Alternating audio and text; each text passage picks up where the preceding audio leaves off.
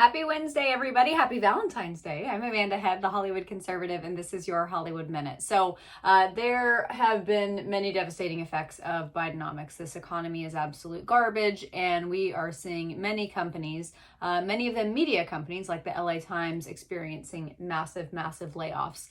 I compiled a list a couple weeks ago of all of the companies that are experiencing layoffs: UPS, LA Times, Sports Illustrated, TechCrunch, PayPal, REI, Levi's, Macy's, Wayfair.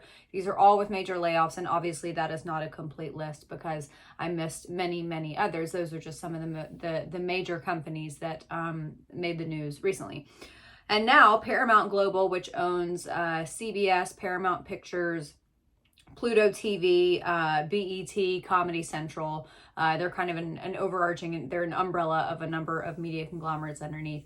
And they are laying off 800 employees. It's only actually about 3% of its workforce, but that's 800 people who are going to be given a pink slip as a result of this economy. Now, CBS did experience, obviously, a great amount of viewership for the Super Bowl. I think it was around 123 million compared to 115 million last year. So obviously that's a substantial bump, but I wonder if that just wasn't enough of a bump. They were charging $7 million for the Super Bowl ads, and I think a lot of their revenue came from that.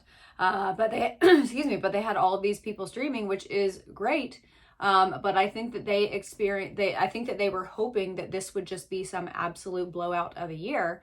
And it just wasn't. And I don't know what this means for the future for other media organizations. I know that Disney, NBC Universal, Amazon's MGM Studios, and UMG, which is Universal Music Group, they are all experiencing layoffs as well. And I don't feel bad. I really just don't, especially if you're a part of Hollywood and you're a part of this whole media mess that is contributing to the disgusting culture, that is contributing to the downfall of American culture. Honestly, I just don't feel bad for you.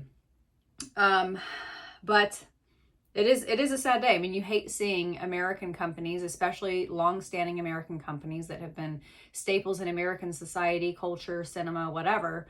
You hate to see them failing. But I also think that that is the best option if they're just not going to learn their lessons. And that's ultimately what we are seeing with companies like Disney. They're not learning their lesson, or not to the degree that they should be. And if they fall, then they fall. My kids will just grow up watching the stuff that I grew up watching. Tom and Jerry for cartoons, all of those great cartoons from the 80s and 90s, and the Disney movies that I grew up with, which were ironically the ones from the 30s and the 40s and the 50s. So Sleeping Beauty, Snow White, Cinderella, all of those good ones there that didn't have all the woke bull crap in it. Yeah, I mean, one of the reasons that I've gotten so into vintage lately is going to antique stores and buying toys for my kids, because I don't want them to have tablets in front of them whenever I have kids. And I just want them to have traditional toys like what I grew up with. Not really even Barbie. I wasn't a big Barbie gal growing up anyway. Most of mine ended up headless or hairless. So, they'll do without. They'll be fun. All right, everybody, head over to my website, thehollywoodconservative.us. Sign up for my daily emails. Go to my pillow. Use my promo code Hollywood. I'll see you tomorrow.